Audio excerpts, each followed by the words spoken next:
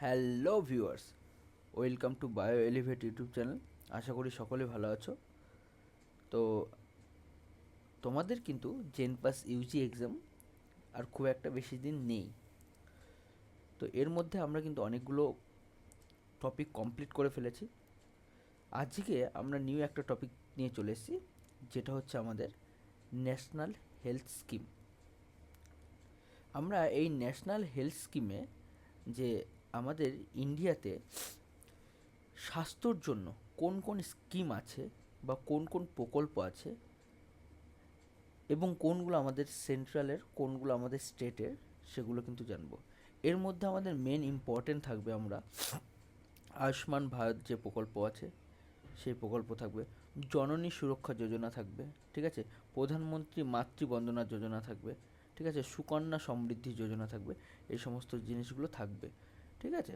তো চলো, এইটা আমাদের জেনপাস ইউজির কোথায় আছে। দেখো, আমাদের জেনপাস ইউজির যদি আমরা এই টপিকটা দেখি তাহলে ঠিক কোথায় আছে আমাদের, দেখো, গভর্নমেন্ট ইনিশিয়েটিভ আছে যেটা, সেখানে দেখো লেখা আছে major health scheme and national health program, যেখানে আছে আমাদের আয়ুষ্মান ভারত। তো আমরা আজকে এই পার্টটাই কমপ্লিট করব, যেটা আমাদের আয়ুষ্মান ভারত বলা হচ্ছে, বা আমাদের ন্যাশনাল হেলথ স্কিম যেগুলো, সেগুলো কিন্তু আমরা কমপ্লিট করব আজকে। তো ক্লাসটা বেশি বড় হবে না, কিন্তু ক্লাসের মধ্যে প্রচুর প্রচুর ইম্পর্ট্যান্ট ডেটা থাকবে, যেগুলো তোমরা পারলে নোট করবে, ঠিক আছে। আর না ছাড়া আমাদের এই পিডিএফ কিন্তু তোমরা পেয়ে যাবে। তো চলো শুরু করি আমরা। যে অলরেডি, আচ্ছা তার আগে বলে দিই, আমরা অলরেডি কিন্তু অনেকগুলো চ্যাপ্টার কমপ্লিট করে ফেলেছি, অনেকগুলো টপিক কমপ্লিট করে ফেলেছি। একটা হচ্ছে পার্সোনাল হাইজিন আমাদের কমপ্লিট হয়ে গেছে, পাবলিক স্যানিটাইজেশন কমপ্লিট হয়ে গেছে, তারপর আমাদের কমিউনিকেবল ডিজিজ কমপ্লিট হয়ে গেছে, নন কমিউনিকেবল ডিজিজ কমপ্লিট হয়ে গেছে, ঠিক আছে। তো তারপর হচ্ছে আমাদের হসপিটালের ইনফ্রাস্ট্রাকচার হয়ে গেছে, ফার্স্ট এইড হয়ে গেছে, ঠিক আছে, আমাদের ভ্যাকসিনেশনটা হয়নি। তো এইগুলো টপিক কিন্তু আমাদের অলরেডি কমপ্লিট হয়ে গেছে, ঠিক আছে। যদিও আর একটা পেজ আছে, সেই পেজেরও অনেকগুলো কমপ্লিট হয়ে গেছে। চলো তাহলে আমরা শুরু করি আজকের টপিক, ন্যাশনাল হেলথ স্কিম যেগুলো আছে সেগুলো। ফার্স্ট, এই যে ন্যাশনাল হেলথ স্কিম, সেটা কারা কন্ট্রোল করে? তো আমাদের ভারত সরকারের একটা মিনিস্ট্রি আছে, যেটাকে বলে মিনিস্ট্রি অফ, যেটাকে কী বলা আছে, ministry of health and family welfare. এরা কিন্তু, এদের শর্ট ফর্ম হচ্ছে MOF, ministry ministry of health and family welfare. এরা কিন্তু এই পুরো সিস্টেমটাকে কন্ট্রোল করে। এই সিস্টেমটা, ministry of human health and family welfare, এটা কত সালে প্রতিষ্ঠিত হয়েছিল? 1947 সালে, যে বছর আমাদের ভারত স্বাধীন হয় কিন্তু, ঠিক আছে। এখানে কি বলা আছে, ভারতের সমস্ত স্বাস্থ্য কিন্তু, স্বাস্থ্যনীতি এরা কিন্তু কন্ট্রোল করে থাকে, ঠিক আছে। তাহলে ভারতের সমস্ত স্বাস্থ্যনীতি এরা কিন্তু কন্ট্রোল করে থাকে। এবার এখানে মেনলি আমাদের জানতে হবে, এটা কিন্তু মেনলি আমাদের সেন্ট্রাল গভর্নমেন্টের হাতে। আর এর বর্তমান নেতৃত্ব দিচ্ছে কে? যে আমাদের যে ক্যাবিনেট মন্ত্রী জেপি নাড্ডা, জগৎ প্রসাদ, প্রকাশ নাড্ডা, ইনি কিন্তু এটাকে মানে মেন নেতৃত্ব দিচ্ছেন। এবং এর সাথে আরও অনেকে আছে, অনুপ্রিয়া পাটল, ঠিক আছে, প্রতাপ রাও, এরা কিন্তু এদের সাথে আছে। এরা কিন্তু সবাই প্রতিমন্ত্রী, এরা কিন্তু সবাই প্রতিমন্ত্রী। তাহলে তোমাদের এখান থেকে কোশ্চেন আসতে পারে, বর্তমানে আমাদের ministry of health and family ওয়েলফেয়ারের নেতৃত্বে কে আছে? তাহলে আমাদের কি বলতে হবে? আমাদের বলতে হবে জেপি নাড্ডা কিন্তু, ঠিক আছে। এরা হচ্ছে জেপি নাড্ডা মেন আছে, ঠিক আছে। নেক্সট চলে আসি আমরা আয়ুষ্মান ভারত প্রকল্প। তো এই আয়ুষ্মান ভারত প্রকল্পটা কি অ্যাকচুয়ালি? বলছে আয়ুষ্মান ভারত প্রকল্প হচ্ছে ইউনিভার্সাল, যত রকমের হেলথের প্রবলেম হয় সেইগুলো পূরণ করার জন্য আমাদের ভারতের যে প্রকল্প আছে, সেটা হচ্ছে আমাদের আয়ুষ্মান ভারত প্রকল্প। এই আয়ুষ্মান ভারত প্রকল্পের আন্ডারে দুটো পার্ট আছে। একটা হচ্ছে হেলথ অ্যান্ড ওয়েলনেস সেন্টার, যেটাকে বলা হয় HWC। একটা হচ্ছে হেলথ অ্যান্ড ওয়েলনেস সেন্টার, ঠিক আছে। এই হেলথ অ্যান্ড ওয়েলনেস সেন্টার যেটা আছে আমাদের, সেটা হচ্ছে 2017-তে প্রায় এটা ডেভেলপ করা হয়, ঠিক আছে? 2017 সালে এটা কিন্তু ডেভেলপ করা হয়, ঠিক আছে? আচ্ছা, এইখানে কি হচ্ছে, এই হেলথ অ্যান্ড ওয়েলনেস সেন্টারের আন্ডারে আমাদের 1.5 লক্ষ কেন্দ্র তৈরি করা হবে। আর সেই কেন্দ্র থেকে বিনা পয়সায় ওষুধ, রোগ নিরাময়, ইভেন কি যে সমস্ত মহিলারা প্রেগনেন্ট, ঠিক আছে, তাদের সমস্ত রকমের দায়িত্ব, লাইক তাদের কোন মেডিসিন দেওয়া হবে, কখন কোন ভ্যাকসিন দেওয়া হবে, এসেনশিয়াল ড্রাগস, ডায়াগনোসিস, সমস্ত কিছু কিন্তু এরা পরিষেবা দিয়ে থাকবে। ক্লিয়ার? তাহলে কততে হচ্ছিল? 2017-তে কত লক্ষ কেন্দ্র তৈরি করার টার্গেট আছে? 1.5 লাখ কেন্দ্র তৈরি করার টার্গেট আছে কিন্তু। সেকেন্ড, আমাদের আরেকটা আছে, আমাদের আয়ুষ্মান ভারত প্রকল্পের আন্ডারে পড়ে, সেটা হচ্ছে প্রধানমন্ত্রী জন আরোগ্য যোজনা। প্রধানমন্ত্রী জন আরোগ্য যোজনা, এইখানে কি হচ্ছে, এটা হচ্ছে সেকেন্ডারি কেয়ারের জন্য। অ্যাকচুয়ালি এখানে কি হচ্ছে, প্রধানমন্ত্রী জন আরোগ্য যোজনা, এখানে হচ্ছে এক একটা ফ্যামিলির জন্য ইন্স্যুরেন্স দেওয়া হবে। কত সেই ইন্স্যুরেন্স কতটা কভার করবে? 5 লাখ, এক একটা ফ্যামিলি 5 লাখ টাকা করে ইন্স্যুরেন্স পাবে। সেই ইন্স্যুরেন্সের আন্ডারে কি হবে? সেই ইন্স্যুরেন্সের আন্ডারে সেকেন্ডারি অ্যান্ড টার্সিয়ারি হসপিটালাইজেশন দেবে। লাইক যেমন, যদি ধরে নাও কোনো একজন বৃদ্ধ মহিলা বা বাড়িতে কারো কোনোভাবে অসুস্থ হয়ে গেছে, তাহলে সেখানে স্বাস্থ্য বিমা দেবে। তাহলে কি দেবে? সেখানে বিমা দেবে, স্বাস্থ্য বিমা দেবে। এইটাই হচ্ছে এই আমাদের প্রধানমন্ত্রী জন আরোগ্য যোজনার শর্ত, ঠিক আছে? তাহলে পার ফ্যামিলি এক এক বছরে 5 লাখ টাকা করে কিন্তু পাবে এই স্বাস্থ্যের জন্য, হ্যান্ড ক্যাশ না। যদি কোনো অসুবিধা হয় তাহলে সেই ক্ষেত্রে হসপিটাল কর্তৃপক্ষের দ্বারা এগুলো কিন্তু দেওয়া হয়, ঠিক আছে? তোমরা দেখেছো স্বাস্থ্যসাথী কার্ডের মাধ্যমে বিভিন্ন জায়গায় ফ্রিতে ওটি করানো হয়। এইটাই সেই সিস্টেম আমাদের প্রধানমন্ত্রী জন আরোগ্য যোজনা যেটাকে বলা হচ্ছে। ক্লিয়ার? নেক্সট চলে আসছে আমাদের এই প্রধানমন্ত্রী জন আরোগ্য যোজনার দুটো পার্ট আছে। একটা হচ্ছে আমাদের রাষ্ট্রীয় স্বাস্থ্য বিমা যোজনা, একটা হচ্ছে রাষ্ট্রীয় স্বাস্থ্য বিমা যোজনা, যেটা হচ্ছে আমাদের বলি রাষ্ট্র থেকে রাষ্ট্রীয় স্বাস্থ্য বিমা যোজনা, যেটাকে শর্ট ফর্ম হচ্ছে RSBY। কি বলা হচ্ছে? RSBY। আর একটা হচ্ছে senior citizen health insurance scheme. Senior citizen health insurance scheme. তাহলে তোমরা এখানে নাম থেকেই বুঝতে পারছো রাষ্ট্রীয় স্বাস্থ্য বিমা যোজনা, এখানে হচ্ছে সবাইকে স্বাস্থ্যের জন্য বিমা দেওয়া হবে। আর একটা হচ্ছে সিনিয়র সিটিজেন, মানে বয়স্কদের জন্য কিন্তু এটা করা হয়েছে।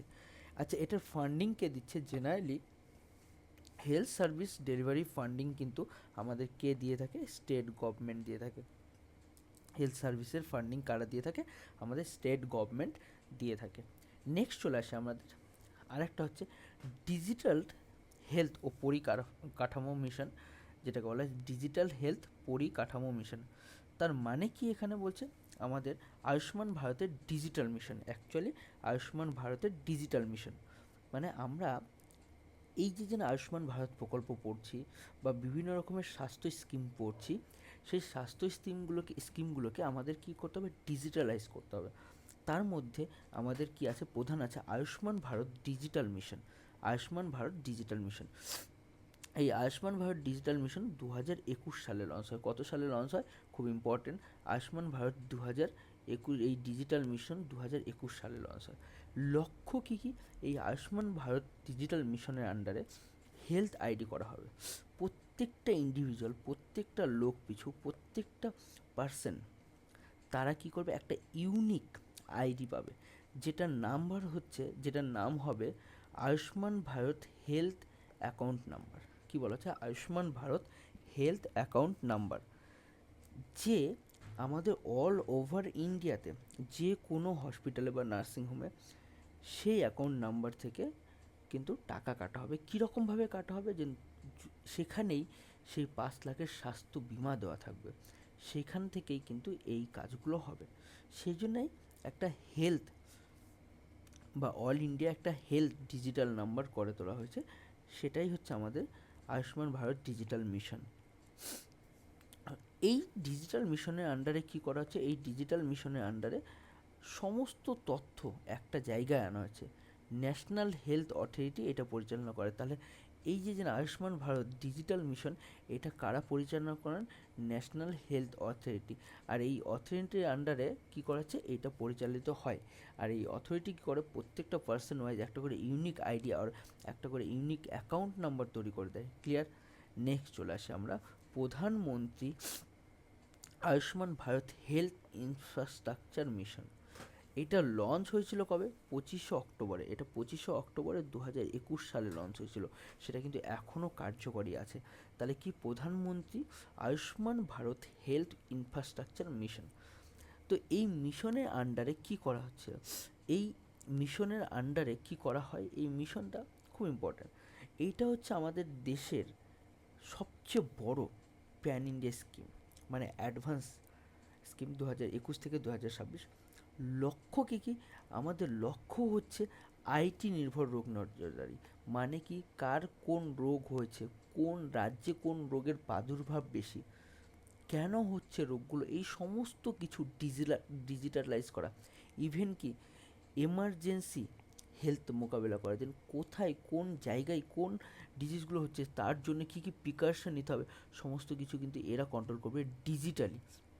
তাহলে এরা কিন্তু এই সমস্ত কিছু কন্ট্রোল করবে ডিজিটালি। ঠিক আছে? যে কোন রোগের জন্য কী দিতে হবে, সমস্ত কিছু ইচ অ্যান্ড এভরিথিং কিন্তু এরা কন্ট্রোল করবে। ঠিক আছে? তাহলে বুঝতে পারছো যে আমাদের ভারতবর্ষে শুধুমাত্র স্বাস্থ্যের জন্য কতটা উত্তল হয়ে আছে, যে সমস্ত রকমভাবে ভারতবাসীদের জন্য স্বাস্থ্যসেবা দেওয়া হচ্ছে আমাদের সেন্ট্রাল বা আমাদের স্টেট গভর্নমেন্টের দ্বারা। ক্লিয়ার? এত প্রোগ্রামগুলো তারা গড়ে তুলেছে যাতে প্রত্যেকটা নাগরিক সুস্থ স্বাভাবিকভাবে থাকতে পারে।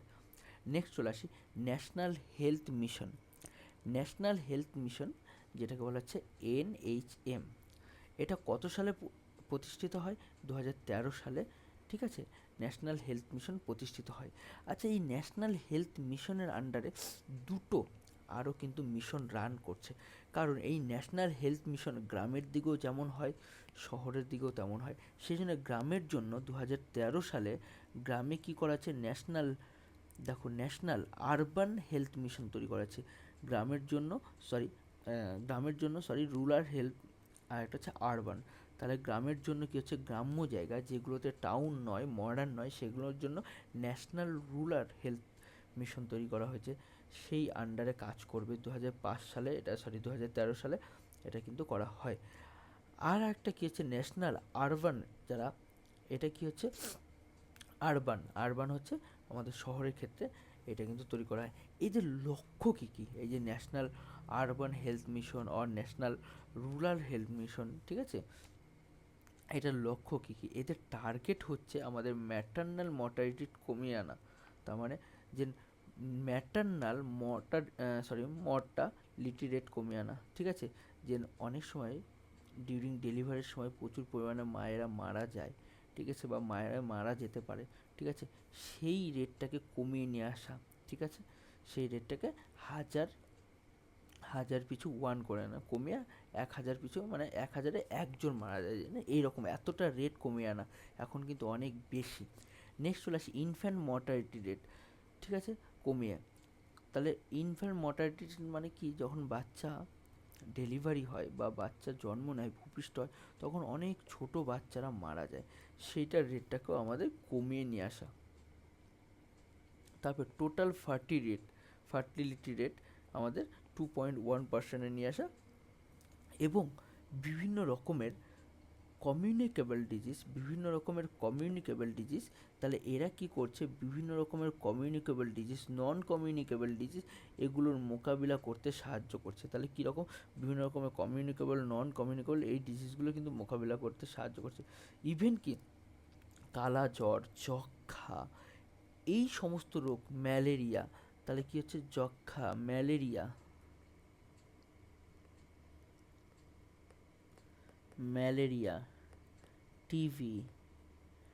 টিভি, এই সমস্ত রোগ মোকাবিলা করার জন্য, এই সমস্ত রোগের কি লক্ষণ, কি প্রিকশন নিতে হবে, এই সমস্ত কিছু কিন্তু এরা দেখে থাকে বা জনসাধারণকে সচেতন করে থাকে। তার এই ন্যাশনাল হেলথ মিশনের কাজ কি? ন্যাশনাল হেলথ মিশনের কাজ হচ্ছে এই সমস্ত জিনিসগুলোকে পর্যবেক্ষণ করা, রক্ষণাবেক্ষণ করা, এই জিনিসগুলোকে কন্ট্রোলে রাখা। ঠিক আছে, নেক্সট চলে আসি আমরা। আরও কিছু আমাদের স্কিম আছে, যেমন মাতৃকালীন সুরক্ষা। মাতৃকালীন সুরক্ষা বলতে কি বোঝানো হচ্ছে? আমাদের এই মাতৃকালীন সুরক্ষার আন্ডারে দুটো থাকে, একটা হচ্ছে জননী সুরক্ষা যোজনা, একটা হচ্ছে জননী সুরক্ষা যোজনা, আর একটা হচ্ছে জননী শিশু সুরক্ষা যোজনা। জননী শিশু সুরক্ষা যোজনা, জননী সুরক্ষা যোজনা কি লঞ্চ হয়েছে 2005 সালে। এই লঞ্চের ডেটগুলো কিন্তু খুব ইম্পর্টেন্ট, লঞ্চের ডেটগুলো খুব ইম্পর্টেন্ট, কোন সালে কোন স্কিম লঞ্চ হয়েছে। তো জননী সুরক্ষা যোজনা JSY যেটাকে বলা হচ্ছে, সেটা 2005 সালে পরিবর্তন করা হয়, ঠিক আছে, বা লঞ্চ করা হয়, লঞ্চ করা হয়। এবার এই জননী সুরক্ষা যোজনা যেটাকে বলছি আমাদের, সেইটা অ্যাকচুয়ালি আগে নাম ছিল NMBS। NMBS তার মানে কি? National maternity benefit scheme. National maternity benefit scheme. আচ্ছা, লিখে দিই আমি, national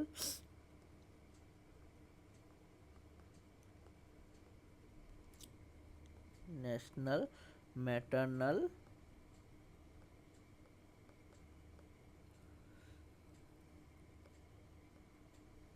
maternal benefit, sorry NITY maternity, এক minute, maternity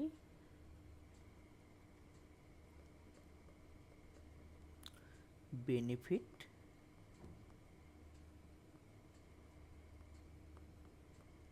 scheme. National maternity benefit স্কিমকে পরিবর্তন করে করানো হয়েছিল, ঠিক আছে। এটা তাহলে কি হচ্ছে, যে আমাদের এই জননী সুরক্ষা যোজনা যেটা, সেটা 2005 সালে লঞ্চ হয়, ঠিক আছে। এটা কোনটাকে মডিফাই করেছে? ন্যাশনাল ম্যাটারনিটি বেনিফিট স্কিমকে মডিফাই করে করা হয়েছে, তাই তো। আচ্ছা, এই যে আমাদের এই প্রোগ্রামের উদ্দেশ্য কি? এই প্রোগ্রামের উদ্দেশ্য হচ্ছে হাসপাতালে প্রসব বৃদ্ধি করা, মাতৃ ও শিশু মৃত্যুর হার কমানো। জেনারেলি দেখবে গ্রাম্য সাইডগুলোতে এখনও বাড়িতেই ডেলিভারি হয়, বাচ্চার ডেলিভারি হয়, সেই ক্ষেত্রে মা ও বাচ্চার কিন্তু অনেক প্রবলেম হতে পারে। সেই জন্য কী হচ্ছে, যে চেষ্টা করানো হয়, এই স্কিমের দ্বারা চেষ্টা করানো হয় যাতে করে মা ও বাচ্চা দুজনেই সুস্থ থাকে এবং তাদেরকে হসপিটালে নিয়ে আসার ব্যবস্থা করানো হয়, ঠিক আছে। কেন? যাতে শিশু মৃত্যুর হার কমে এবং মায়েরও কোনো প্রবলেম না হয়, ঠিক আছে। এবার সুবিধা কী কী পাবে এই স্কিমের আন্ডারে? যে যারা বিপিএল মহিলা আছে তারা যদি হসপিটালে নিয়ে আসে, তাহলে হসপিটালের তরফ থেকে বিভিন্ন রকমের সাহায্য পাওয়া যায়, লাইক 500 টাকা করে পাবে, ঠিক আছে, অ্যাকাউন্টে, ঠিক আছে। তারপরে বিভিন্ন রকমের বাচ্চার জন্য বিভিন্ন রকমের খাদ্য, ঠিক আছে, সেই ছোটোবেলায় পুষ্টির জন্য কী কী করতে হবে, এবং কিছু জামা কাপড়ও এখনও গিফট দেওয়া হয়, ঠিক আছে। এটা আছে। আর একটা আছে জননী শিশু সুরক্ষা কার্যক্রম যেটাকে বলা হয়। এইখানে কি করা হচ্ছে, জননী শিশু সুরক্ষা কার্যক্রমে এখানেও সুবিধা কী আছে? হসপিটালে, সরকারি হাসপাতালে প্রসব কিন্তু পুরো সম্পূর্ণ বিনামূল্যে, যাদের সেকশন করানো হয় বা যাদের কি করা হয়, সিজার করানো হয়, সেটা কিন্তু পুরো বিনামূল্যে করানো হবে। বিনামূল্যে ওষুধ, রক্ত, এবং বাড়ির থেকে হাসপাতালে যাওয়ার জন্য মানে অ্যাম্বুলেন্স তোমাকে ফ্রিতে প্রোভাইড করে দেবে বাড়ির থেকে হসপিটালে নিয়ে যাওয়ার জন্য এবং হসপিটাল থেকে বাড়িতে ছাড়ার জন্য।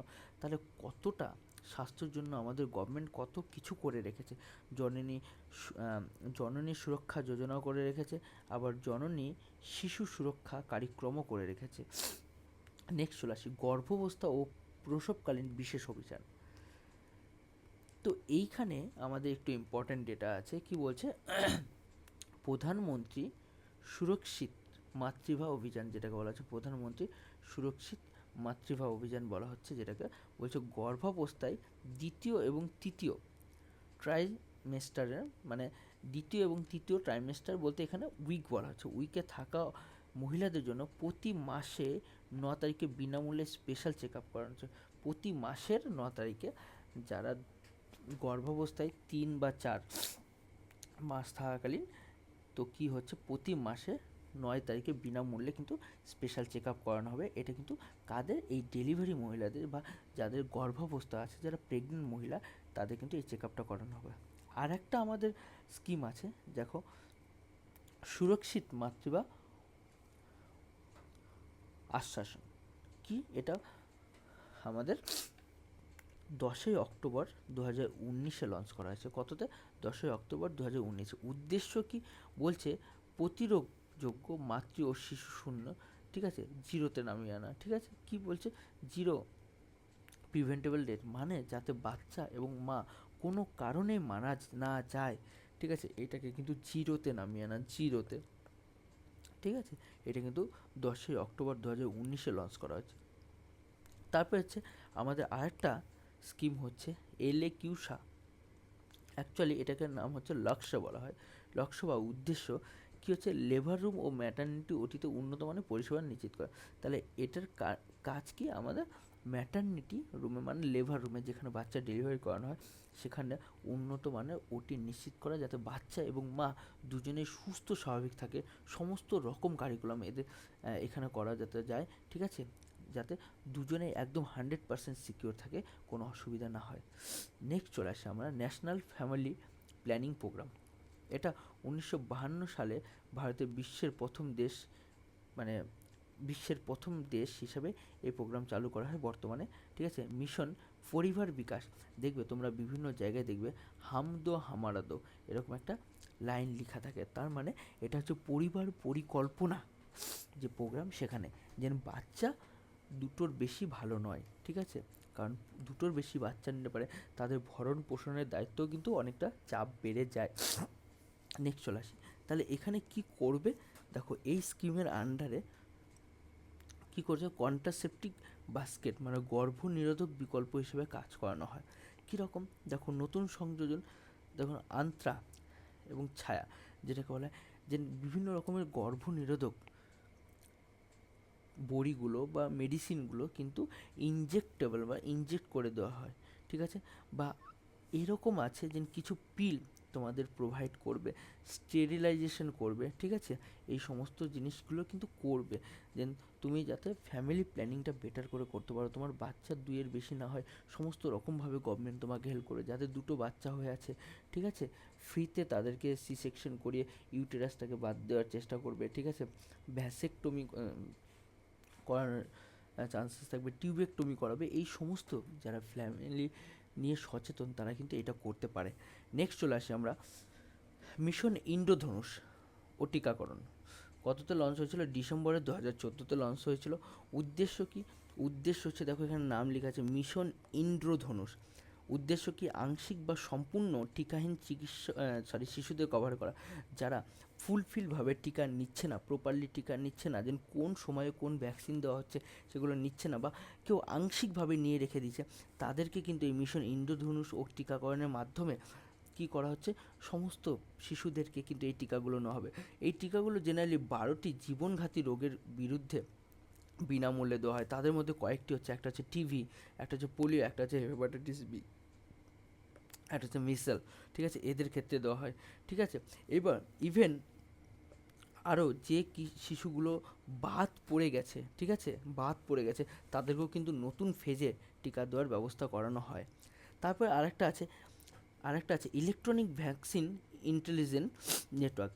যেন ভ্যাকসিনের স্টক কোন হসপিটালে বা কোথায় ভ্যাকসিনের স্টক কতগুলো আছে, কতগুলো আনতে হবে, এগুলো সমস্ত কিছু মনিটরিং করেন কিন্তু আমাদের এই মিশন ইন্দ্রধনুষ ও টিকাকরণ। ঠিক আছে, নেক্সট চলে আসি আমরা শিশু ও কৈশোর স্বাস্থ্য। শিশুদের এবং কৈশোর, ঠিক আছে, এদের স্বাস্থ্য কিভাবে দেখবে? তাহলে এখানে দেখো, শিশু ও কৈশোর স্বাস্থ্যের জন্য 2টো স্কিম আছে, আরবিএসকে এবং আরকেএসকে। ঠিক আছে, তো এখানে কি হচ্ছে, এই যে আরবিএসকে, এদের জন্য দেখো, এদের জন্য কি হচ্ছে, রাষ্ট্রীয় কিশোর, দেখো, সংস্থা কার্যক্রম যেটা, আর আরেকটা হচ্ছে রাষ্ট্রীয় বাল বিকাশ কার্যক্রম, যেটাকে বলা হচ্ছে অনেক ক্ষেত্রে। ঠিক আছে, তো এখানে কি হচ্ছে, ডিফেক্ট অ্যাট বার্থ, মানে যে বাচ্চাগুলো জন্ম থেকেই ত্রুটিগত, সেগুলো ট্রিটমেন্ট করানোর জন্য। জন্ম থেকেই যাদের ব্যাধি হয়েছে, মানে ছোট ছোট শিশুদের জন্ম থেকে বিভিন্ন রোগ, যারা অপুষ্টিতে ভুগছে এবং বিকাশে বিলম্ব, ডেভেলপ হচ্ছে না, দেখবে অনেক বাচ্চারা, ঠিক আছে, জন্ম থেকে একদম রোগা, অপুষ্টিতে ভুগছে, বা তাদের প্রপারলি বডি ডেভেলপ হচ্ছে না, সেই সমস্ত বাচ্চাদের 18 বছর অবধি ট্রিটমেন্ট দেবে কিন্তু, ঠিক আছে, 18 বছর অবধি ট্রিটমেন্ট দেবে জন্ম থেকে। আর একটা আছে রাষ্ট্রীয় কিশোর স্বাস্থ্য কার্যক্রম, যেটাকে বলা হচ্ছে। তো এখানে কি হচ্ছে, যে 10 থেকে 19 বছর বয়সী যে কিশোর কিশোরী আছে, তাদের কিন্তু আমাদের স্বাস্থ্য প্রোগ্রামের আন্ডারে আনা হচ্ছে, যে তাদের কোথাও কোনো প্রবলেম হচ্ছে কিনা, তাদের শারীরিক কোনো ত্রুটি আছে কিনা, বা কোনো ভিটামিন বা আদার্স কোনো ডিজিজ হচ্ছে কিনা, সেগুলো কিন্তু এটা দেখাশোনা করবে। তারপরে চলে আসছে আমাদের বিভিন্ন সংক্রমণ ব্যাধি, যেমন vector borne disease, TB control, এগুলোও কিন্তু আমাদের ভারতীয় সরকার করে থাকে। যেমন national vector borne disease control program, national vector borne disease control program এখানে 6টি রোগ নির্ণয় করে বা নিয়ন্ত্রণ করতে সাহায্য করে। একটা হচ্ছে ম্যালেরিয়া, ডেঙ্গু, ফাইলেরিয়া। তোমরা জেনারেলি দেখে থাকবে যে গ্রামে গ্রামে কিছু কিছু লোক আসে, আশা দিদিমণিরা আছে, যে কোথাও জল জমে আছে কিনা, কারো ডেঙ্গু হচ্ছে কিনা, ডেঙ্গুর সিমটম কী, তবে বিভিন্ন রকমের ব্লিচিং পাউডার, এই সমস্ত জিনিসগুলো কিন্তু দিয়ে যায়। তাহলে এরা কিন্তু এর আন্ডারে রাখা হয়েছে, ঠিক আছে। কী কী রোগ, ম্যালেরিয়া, ডেঙ্গু, ফাইলেরিয়া, জাপানি এনসেফ্লাইটিস, চিকেনগুনিয়া, কালাজ্বর, এই সমস্ত টিকাকরণের সমস্ত ব্যবস্থা করে দেয়। আরেকটা আছে ন্যাশনাল টিউবারকুলোসিস, মানে বুঝতেই পারছো, টিউবারকুলোসিস। আগে নাম ছিল RNTCP, 2020 সালে পরিবর্তন হয়ে নামটা হয়েছে ন্যাশনাল টিউবারকুলোসিস এলিমিনেশন প্রোগ্রাম, ঠিক আছে। এবার লক্ষ্য কি, 2025 সালের মধ্যে ভারতবর্ষকে টিউবারকুলোসিস মুক্ত করতে হবে, 2025 সালের মধ্যে। তার মানে কি, যেন একটা লোকও বা একটা নাগরিকও টিবি আক্রান্ত না হয় এবং টিবি আক্রান্ত হয়ে না মারা যায়, সেই জন্য বিভিন্ন রকমের টিকা বের হয়ে গেছে। যেমন টিবির জন্য টিকা বের হয়ে গেছে আমাদের BCG, আর এর ওষুধের নাম, যে ওষুধ খাওয়া হয় সেটার নাম হচ্ছে ডটসের ওষুধ খাওয়ানো হয়। অলরেডি আমাদের টিবির জন্য ভ্যাকসিনেশন বের হয়ে গেছে। নেক্সট চলে আসি সংক্রমণ ব্যাধি, যেগুলো হচ্ছে আমাদের কীরকম সংক্রামিত হচ্ছে, কমিউনিকেবল ডিজিজ, এই সংক্রমণযোগ্য ব্যাধিগুলো, যেমন ল্যাপ্রেসি, কুষ্ঠরোগ প্রোগ্রাম তৈরি করা হয়েছে। সেটা কত, 1983 সালে কুষ্ঠরোগ প্রোগ্রাম। এখানে টার্গেট কি, এখানে টার্গেট হচ্ছে কুষ্ঠরোগটাকে যেন একদম শূন্য নামিয়ে দেওয়া যায়, ঠিক আছে, এরকমভাবে। তারপর আরেকটা প্রোগ্রাম আছে ন্যাশনাল এইডস কন্ট্রোল প্রোগ্রাম, 1992 সালে প্রতিষ্ঠিত হয়েছিল। এখানেও টার্গেট আছে 2030 সালের মধ্যে এইডসের মহামারী শেষ করে দেওয়া। 2030 সালের মধ্যে যেন একটা লোকেরও বা একটা সাধারণ নাগরিকেরও এইডস না হয়, এটা কিন্তু আমাদের এই প্রোগ্রামের লক্ষণ। তারপরে চলে আসে আমাদের কিছু নন কমিউনিকেবল ডিজিজ, যেমন নন কমিউনিকেবল ডিজিজ মানে যেগুলো একটা বডি থেকে আরেকটা বডিতে ট্রান্সফার হয় না, কারণ তোমরা দেখেই নিয়েছো এই ক্লাসটা। তো এই নন কমিউনিকেবল ডিজিজগুলোকে কমিয়ে আনার জন্য বিভিন্ন প্রোগ্রাম গড়ে তোলা হয়েছে, বিভিন্ন স্কিম গড়ে তোলা হয়েছে।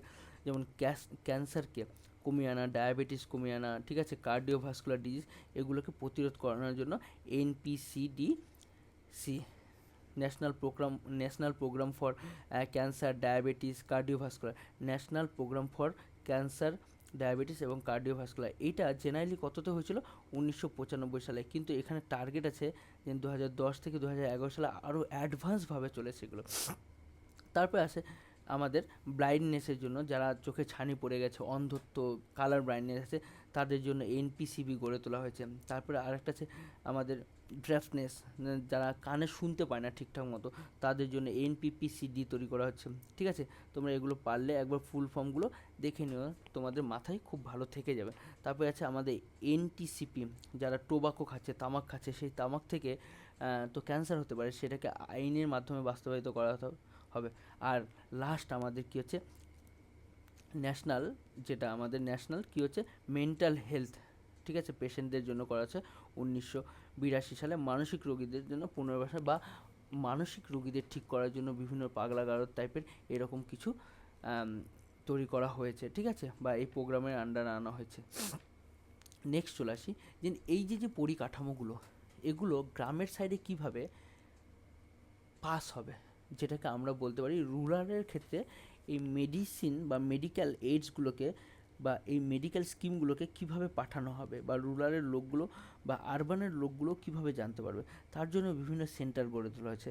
দেখো, তার জন্য আমাদের কি হচ্ছে, দেখো ফার্স্ট হচ্ছে সাব সেন্টার গড়ে তোলা হয়েছে।